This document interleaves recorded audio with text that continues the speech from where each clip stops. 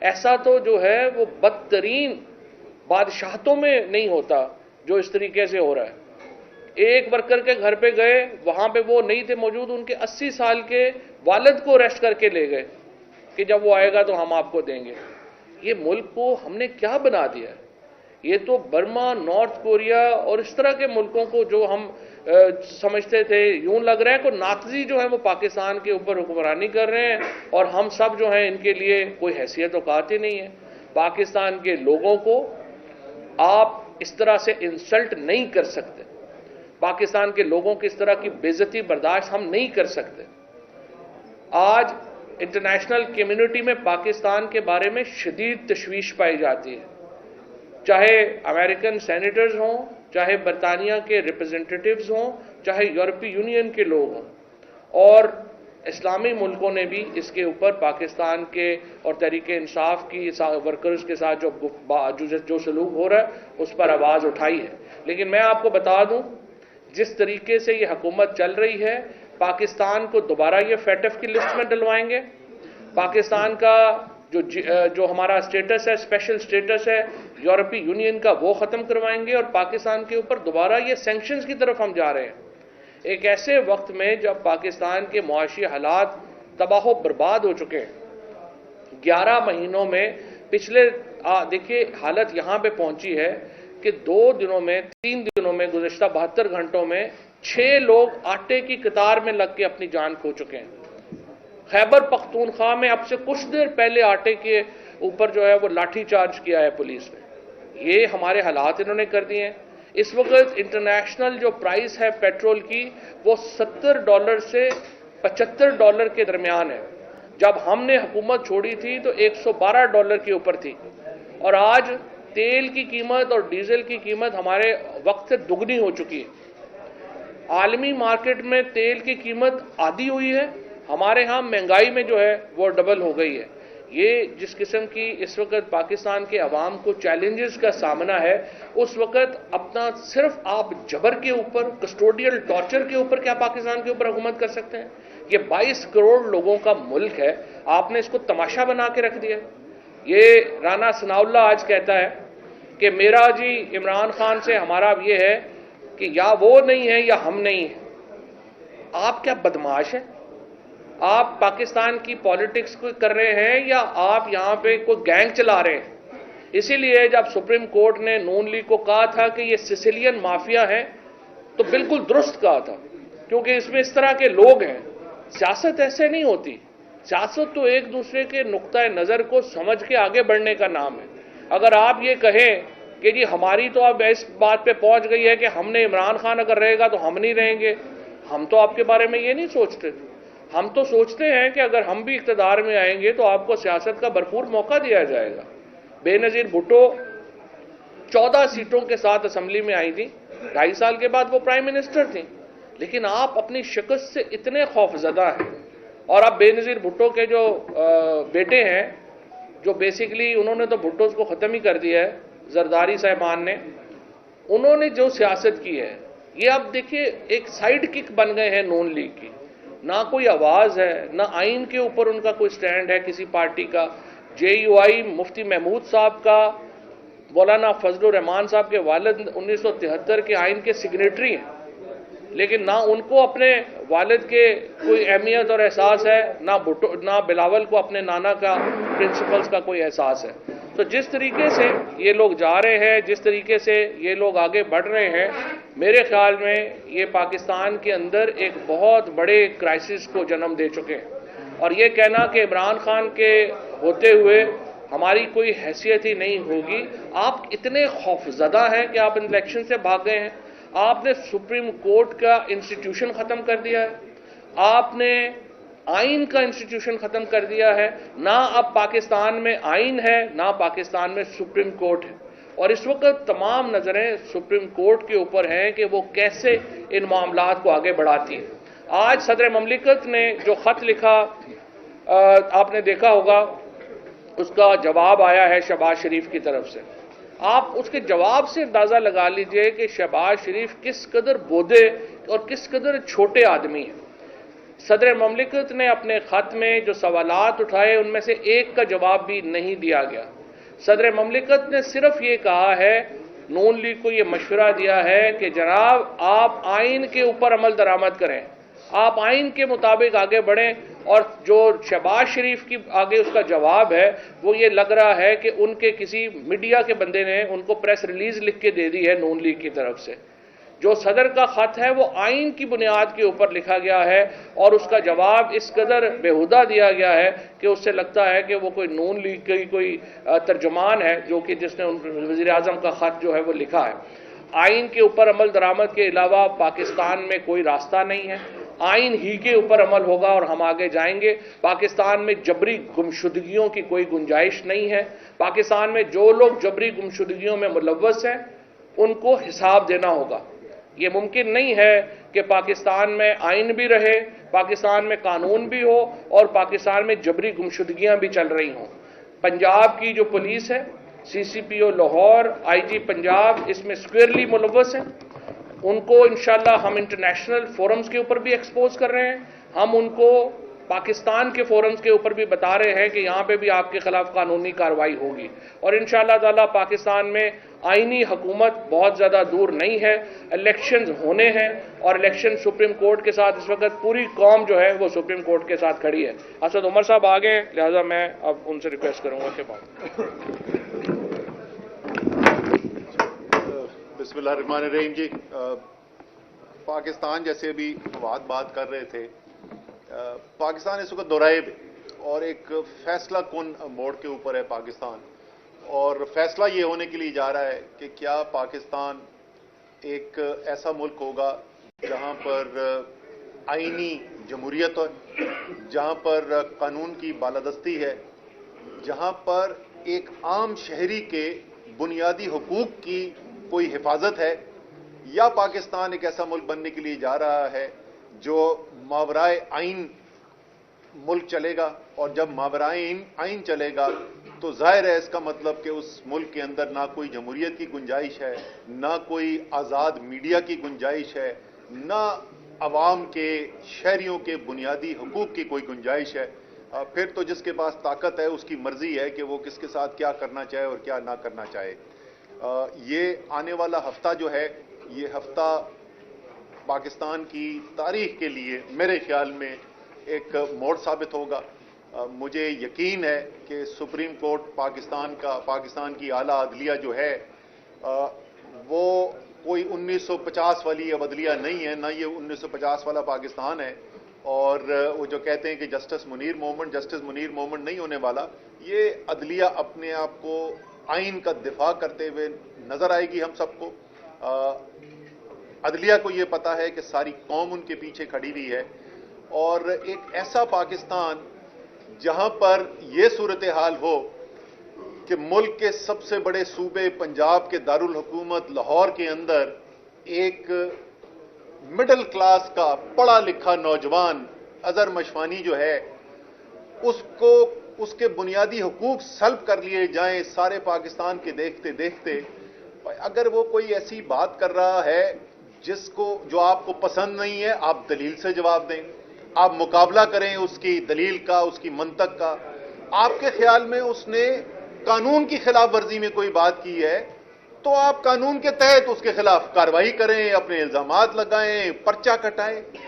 یہ کون سا پاکستان ہے کہ لاہور کے اندر جیسے میں نے کہا ایک پڑھا لکھا نوجوان جو ہے وہ اغوا کر لیا جائے اور یہی نہ پتا چلے کہ کون اٹھا کے لے گیا ہے، کیوں اٹھا کے لے گیا ہے. شاہد حسین اوورسیز پاکستانی، اس کو اٹھا کے لے جائیں، یہی نہ پتا چلے کہ اس کے اوپر الزام کیا ہے، کس نے اٹھایا ہے، اس کو وہ پتہ نہ چلے. حسان نیازی کو آپ یہاں پر اٹھائیں، وہ بیٹھا ہوا اے ٹی سی کی عدالت میں، دہشت گردی کی عدالت میں اس کے ساتھ بیٹھا ہوا تھا وہاں پہ. جس وقت کا وہ پرچہ کٹا ہوا ہے کہ وہ پتہ نہیں کیا کر رہا تھا، اس وقت وہ میرے ساتھ بیٹھا ہوا تھا دہشت گردی کی عدالت میں. ہم وہاں سے نکلے، آدھے گھنٹے بعد پتہ چلا ادھر سے اٹھا لیا، ادھر سے اٹھا کے کوئٹہ لے کے چلے گئے. اسلام آباد میں بھی بیل ہو گئی، کوئٹہ میں بیل ہو گئی، اب لاہور کا کوئی پرچہ کاٹ کے رکھ دیا ہے. تو یہ ملک جس طریقے سے ہم چلانے کی کوشش کر رہے ہیں، یہ پاکستان کی تباہی کے علاوہ ہم اس کو کہیں نہیں لے جا رہے. اور جیسے میں نے کہا کہ ایک تاریخی موڑ آ گیا ہے. کل میں لاہور کے عوام کو مبارکباد دینا چاہتا ہوں.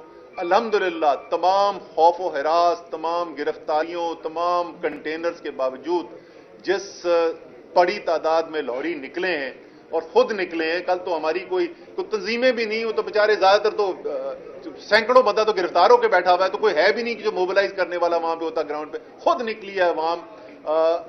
لوگ کہتے ہیں اپنے کپتان کے لیے نکلی ہے، اپنے کپتان کے لیے نہیں، اپنے لیے نکلی ہے. ان کو نظر آ رہا ہے کہ پاکستان کا مستقبل کدھر جا رہا ہے. تو انشاءاللہ تعالی پاکستان جو ہے اس تاریک رات سے گزر رہا ہے، اس میں کوئی شک نہیں ہے. فسطائیت اپنے عروج پہ ہے، لیکن میرا ایمان، میرا یقین یہ کہتا ہے کہ رمضان کے مہینے میں پاکستان بنا تھا. اللہ تعالیٰ نے ہمیں ملک دیا تھا ایک رمضان کے مہینے میں، اور رمضان کے اسی مہینے میں انشاءاللہ تعالیٰ اس کی بہتری کا سفر بھی شروع ہوگا، اور انشاءاللہ تعالیٰ پاکستان بہتری کی طرف جائے گا. سر یہ بتائیے کہ کیا ایسے حالات پیدا ہو گئے ہیں کہ ہم جمہوریت کا خواب دیکھتے دیکھتے کسی اور آپ پہ کبھی چال پڑیں گے؟ دیکھیں اس وقت مینڈیٹ تو نہیں مانا جا رہا. جب مینڈیٹ نہیں مانا جاتا تو اس کو ہم یہی کہتے ہیں کہ یہ 1970 میں بھی یہی حالات تھے. تو اللہ نہ کرے کہ وہ حالات ہوں. اس وقت فرق صرف یہ ہے کہ عمران خان ایک نیشنل پارٹی اور نیشنل ایجنڈا کے ساتھ چل رہے ہیں، اور اگر آج عمران خان، اگر آج ہم سری لنکا نہیں بنے یا آج ہم ایران نہیں بنے تو وہ صرف تحریک انصاف کی وجہ سے نہیں بنے.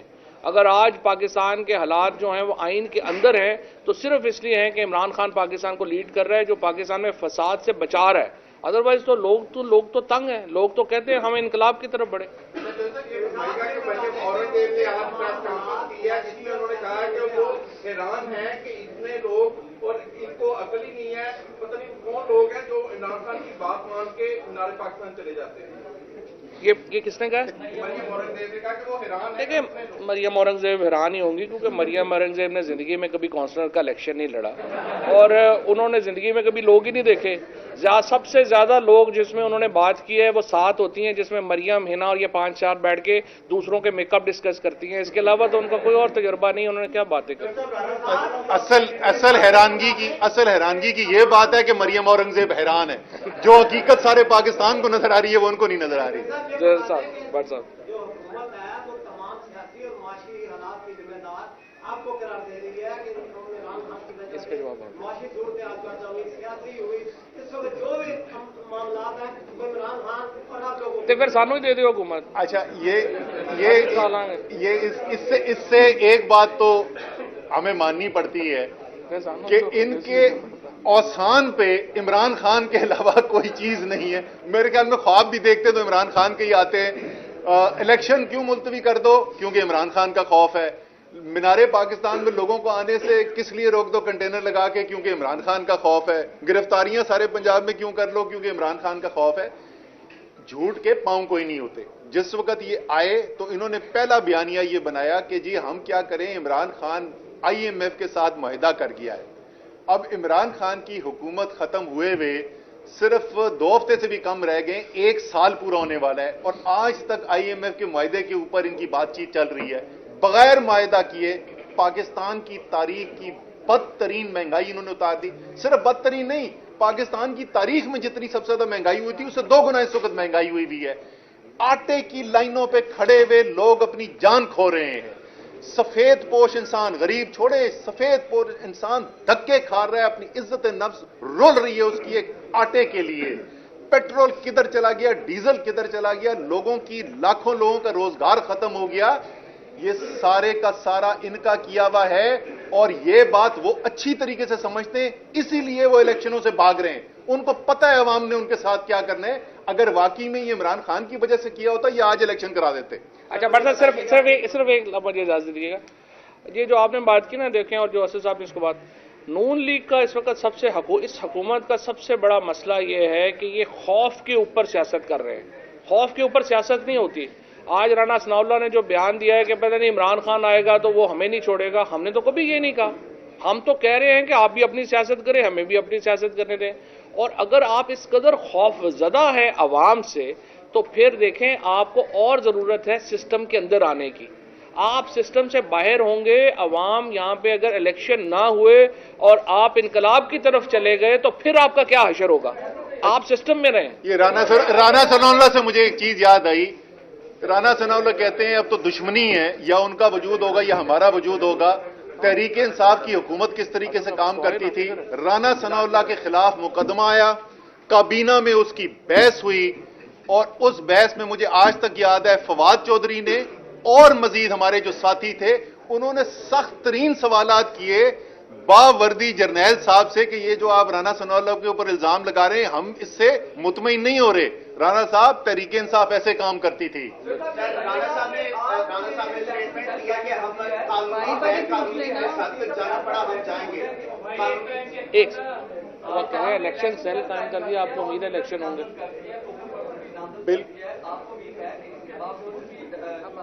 انشاءاللہ جی 100% الیکشن کی طرف ملک جائے گا۔ یہ کسی صورت میں ممکن نہیں ہے کہ پاکستان کی اعلیٰ عدلیہ پاکستان کے آئین سے انحراف ہونے دے۔ دن دہاڑے پاکستان کے آئین سے انحراف کرنے کی کوشش کی گئی ہے، کسی صورت میں یہ بچے گا نہیں۔ یہ جو فیصلہ انہوں نے کیا ہے، ہماری پٹیشن کل جو ہے سپریم کورٹ کے اندر دائر کرا دی گئی ہے۔ ہماری امید ہے کہ چیف جسٹس صاحب اس کا جلد بینچ بنا دیں گے اور کل ہی اس کے اوپر سماعت بھی شروع ہو جائے گی۔ لیکن چلیں کل ہوتی ہے پرسوں ہوتی ہے، اس میں کوئی شک نہیں ہے فیصلہ کیا آنے والا ہے۔ ہم پہلے بھی اعلان کر چکے ہیں، تمام تحریک انصاف کے پنجاب کے جو امیدوار ہیں ٹکٹوں کے حلقوں کے اندر موجود ہوں، اپنی الیکشن کیمپین کریں، انشاءاللہ تعالی الیکشن ہوگا۔ رانا صاحب کی اسٹیٹمنٹ کہ ہمیں قانونی غیر قانونی جو بھی ہر بار استعمال کرنا پڑا ہم حد تک جائیں گے، قانونی غیر قانونی جو بھی۔ آج سو موٹو لینے والے کیوں خاموش بیٹھے ہیں؟ سو موٹو لینے والے خاموش تو نہیں بیٹھے ہیں۔ رانا صاحب کو جو گھبراہٹیں آ رہی ہیں وہ سو موٹو سے لے کے عدلیہ کی جو فنکشنالٹی ہے اسی سے آ رہی ہیں۔ رانا صاحب جو ہیں وہ گھبرا گئے ہیں۔ میں نے انہیں سوچا ہے کہ کوئی لیگزوٹینل وغیرہ بجواتے ہیں انہیں کہ جناب حوصلہ کرو، اینا بھی کوئی نہیں، ہم آپ کو کوئی کچھ کہنے کو جو ہے اسد صاحب کی طرف سے پارٹی کی طرف سے ہم ان کو یقین دلاتے ہیں آپ الیکشن کرائیں، سسٹم کے اندر آئیں۔ میں آپ کو پھر کہہ رہا ہوں اگر آپ سسٹم کے باہر جانے کی کوشش کریں گے زیادہ خطرہ ہے آپ کے لیے، سسٹم کے اندر رہیں۔ اچھا آپ آخری سوال، پھر ہم نے یہ اظہر کے بھائی ہیں۔ آپ کی اور اسد عمر صاحب کی جنرل باجوہ سے بڑی ملاقاتیں بھی رہی ہیں۔ ہاں جی، انہوں نے کہا کہ عمران خان نے اسد عمر کو میرے خزانہ سے میرے کہنے پہ ہٹایا تو یہ بتا دیں کہ جنرل باجوہ نے جتنی آپ کی ملاقاتیں نہیں ہیں آج تک کوئی سچ بھی بولا ہے کیا بات؟ نہیں، کل ویسے جنرل باجوہ صاحب نے ایک سچ بولا ہے، وہ یہ بولا انہوں نے کہ شہباز شریف 40 منٹ تک بغیر سر اٹھائے ڈانٹ کھاتا ہے۔ یہ باجوہ صاحب صحیح کہہ رہے ہیں۔ اچھا اور ایک سوال ہے کہ جس حقائق دکھاتے ہوئے بائکس اٹھائی گئی ہیں وہ ہمیشہ پی ٹی آئی پورا کرے گی یا حکومت کے حساب سے؟ یہ ہم اس سی سی پی او اور وزیر اعلیٰ سے دو بائکس لیں گے انشاءاللہ، فکر نہ کریں۔ اچھا ایک منٹ، اظہر مشوانی کے بھائی ہیں، اظہر مشوانی کے بھائی اور فیملی جس کرب سے گزر رہی ہے اس کا اندازہ تو ظاہر ہے کہ کسی کو اور وہ اس طرح نہیں کر سکتا۔ پورا پاکستانی ویسے تو کرب سے گزر رہا ہے، بٹ میرا ریکویسٹ ہوگی کہ ذرا آپ بات مائک بھی سر آپ بتائیں کیا شروع کیسے اٹھایا گیا، آپ کو کیسے پتہ چلا اور وہ پورا بات؟ اظہر مشوانی ویسے روزانہ اپنی روٹین ٹائم سے ہی نکلتا ہے، جیسے 12 بجے یا کبھی 11 بجے نکل جاتا ہے، اپنی گاڑی پہ جاتا ہے۔ تو یہ رمضان کے دن تھے، ویسے اسے تھریٹ تھوڑا سا تھا، ہمیں بتا رہا تھا کہ یار کسی دن مجھے یہ اٹھا لے گا۔ ہم کہتے تھے کہ یار تھوڑا احتیاط کر لو، آپ ضمانت پارک میں ہی رہو۔ تو اس نے چونکہ ابھی بھی اس کی شادی ہوئی ہے تو وہ واپس آیا، پہلا روزہ تھا رمضان، اس نے کہا چلیں گھر والوں کے ساتھ ہم کرتے ہیں سحری افطاری۔ تو وہ صبح سحری کے ٹائم تقریباً تھوڑا سا سحری سے پہلے آ گیا تھا، ہمارے ساتھ سحری کی ہے۔ پھر بڑے بھائی نے اسے بولا کہ چلیں جی آپ نکل جاؤ، چلے جاؤ، ایسا کوئی پرابلم نہ ہو جائے۔ اس نے کہا نہیں کچھ نہیں ہوتا۔ پھر وہ تقریباً دن 2:30 بجے کے قریب 2:35 کے قریب وہ اس نے گاڑی منگوائی ہے، اور ہماری اپنی گاڑی گئی ہوئی تھی باہر، تو وہ گاڑی منگوا کے وہ نکلا ہے۔ تو اس کے بعد ہمیں یہی تھا کہ چلیں زمان پاک پہنچ گیا ہوگا۔ تو جب افطاری کا ٹائم ہوا، افطاری کے وقت اس سے ہم اکثر وہ افطاری ساتھ ہی کرتا تھا، تو اس وقت سب کو بے چینی ہوئی کہ یار پہنچا کیوں نہیں ہے، اس نے تو بولا تھا کہ پہلی افطار۔ تو پھر اس کے بعد اس کے کال کی، اس کی وائف نے بھی کال کی، سب نے، والد صاحب بڑے پریشان ہوئے، ہم نے کال کی، ادھر موسیٰ بھائی سے بھی رابطہ کیا، ارسلان بھائی سے رابطہ کیا، تو انہوں نے کہا ادھر بھی نہیں ہے۔ پھر اس کے بعد بے چینی بڑھتی گئی، پھر کرتے کافی ٹائم گزر گیا، پھر تمام دوستوں سے پتہ کیا، سارے دوست بھی آ گئے، کوئی خبر نہ ملی اس کی۔ اس کے بعد پھر ہم نے سوچا کہ چلیں اب یہ قانونی راستہ ظاہر ہے اختیار کرنا ہمارا حق ہے۔ ہم وہاں تھانے گئے گرین ٹاؤن میں رپورٹ درج کروانے کے لیے، تو انہوں نے رپورٹ ہماری درج نہیں کی، اور انہوں نے کہا جی ہم آپ کی جو درخواست ہے اوپر بھیجیں گے اور وہ واپس آئے گی تو پھر جو ہم اس پہ آگے عمل کریں گے۔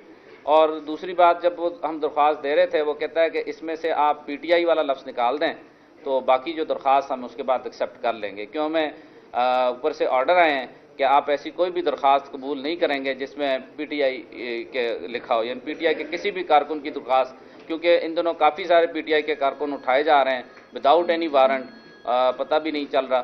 تو اسی طرح سے بھائی بھی گم ہو گیا۔ پھر اس کے بعد کافی کوشش کے بعد پھر عمران خان صاحب کا شکریہ، انہوں نے ہمیں بلایا، ان سے ملاقات ہوئی، ہم دونوں کے زمان پار بھائی، تو انہوں نے ہمیں ریفر کیا میاں علی اشفاق صاحب کے ساتھ، انہوں نے کافی ہمارے ساتھ کوآپریٹ کیا، لیکن اس کے باوجود بھی یہاں تک دیکھیے کہ ہماری رپورٹ پھر بھی درج نہیں ہوئی۔ کل جا کے رات کو ہماری رپورٹ آلموسٹ 3 دن گزر گئے ہیں، اس کے بعد ہماری رپورٹ درج ہوئی۔ اس کے بعد بھی تحقیقات کا آغاز بالکل بھی نہیں کیا گیا، بھائی ابھی بھی گمشدہ، ابھی بھی نہیں پتہ کس نے اٹھایا، کون لے گیا۔ اس اسلامی جمہوریہ پاکستان میں ایک سب سے بڑی پارٹی، پاکستان کی سب سے بڑی پارٹی کا جو پریویس ہمارے پی ایم ہیں، ان کے فوکل پرسن جو وہ غائب ہے، اور سارے قانونی جو ہمارا قانون ہے چپ ہے، اور ادارے سارے خاموش ہیں۔ کوئی ہمیں کم سے کم یہ بتا دے، اس کی خیریت کی خبر دے دیں۔ اگر اس نے کوئی قانون توڑا ہے تو ہم قانون کے خلاف اس کو جانے کا تو نہیں کہ نہ کبھی وہ قانون کے خلاف گیا ہے، اس کی ساری ٹویٹس اٹھا کے دیکھ لے۔ ہمیں تو وطن کی جو محبت کی گھٹی دے کے پرورش کیا گیا ہے، ہمارے اور تمام ہم لوگ محب وطن لوگ ہیں، تو اگر ایسا کوئی الزام دھر کے اس کے کسی اور کا اکاؤنٹ اس کے اوپر لگا کر، اور حقیقت یہ ہے کہ جب پی ٹی آئی کے سوشل میڈیا کا مقابلہ نہیں کر سکتے یہ، تو پھر ان کے جو نون لیگ یا باقی جو سوشل میڈیا والے ہیں وہ اوچھے ہتھ کنڈوں پہ آتے ہیں۔ ان کا نام بھی اس طرح سے دیا ہوا تھا، تو ہٹ لسٹ میں تھا یہ۔ تقریباً اس کے علاوہ بھی ہم پی ٹی آئی کے 700 یا 1000 کے قریب ارکان کو اٹھایا گیا ہے، تو ان کا شاید پتہ چل گیا، لیکن اس کا ابھی تک پتہ نہیں ہے کہ یہ کدھر رکھا گیا ہے، کس کی کہاں ہے۔ کم سے کم ہمیں بتا دیں خیریت سے ہے، یا اگر کوئی قانونی کارروائی بھی، اگر کوئی ایسا مسئلہ ہے، ان کو پرابلم ہے، ایشو ہے کوئی، تو پھر ظاہر کریں، لائیں، پیش کریں، کورٹ میں پیش کریں۔ تو اس سے پہلے کوئی تھریٹ کالز آ رہی تھی جب انہیں اٹھایا گیا، اس سے پہلے کوئی فیملی کو تھریٹ کالز یا اظہر کو تھریٹ کالز جو فیملی سے ڈسکس کیا انہوں نے؟ نہیں، تھریٹ کالز کسی قسم کی نہیں آئی، کالز کسی قسم کی نہیں آئی۔ اچھا، ان کا کیا کوئی لیپ ٹاپ وغیرہ بھی دیا گیا یا کیا چیزیں؟ 2 صحافی جنہوں نے یہ کلیم کیا ہے، طلعت حسین نے اور ایک اور صحافی نے، جنہوں نے یہ کلیم کیا ہے کہ اس کے اوپر تشدد کیا گیا اور وہ اکاؤنٹ ڈیٹیل بتا رہے ہیں، تو اب ایف آئی آر ہو گئی ہے، تو میں گرین ٹاؤن پولیس کو کہتا ہوں کہ ان کو تو فوراً شامل تفتیش کریں نا، ان سے پوچھیں کہ ان کا کیا سورس ہے، بیکاز یہ تو مسنگ پرسن ہے۔ ان دونوں کو بلا کے تو ان کا ورژن ریکارڈ کرے پولیس اس پہ کیوں حرکت نہیں کر رہی؟ اور جس طرح میں نے پہلے عرض کیا ہے، دیکھیں یہ بڑا سنگین مسئلہ ہے، اس سے پاکستان کو عالمی سطح کے اوپر ایک بہت بڑے بحران کا سامنا کرنا پڑے گا۔ یہ فیٹف میں ہمیں دوبارہ ڈلوائیں گے، یہ ہمارا جو اسپیشل اسٹیٹس ہے یورپی یونین کا وہ ختم کروائیں گے۔ مسنگ پرسنز کی کوئی گنجائش نہیں ہے عالمی قانون میں، اور اس وقت پوری دنیا پاکستان میں ہیومن رائٹس کی جو حالات ہیں ان کو دیکھ کے پریشان ہے۔ اب ہم جا کے پروٹیسٹ ہم نے کرنا ہے، ہم نے اس میں شامل ہونا ہے۔ Thank you.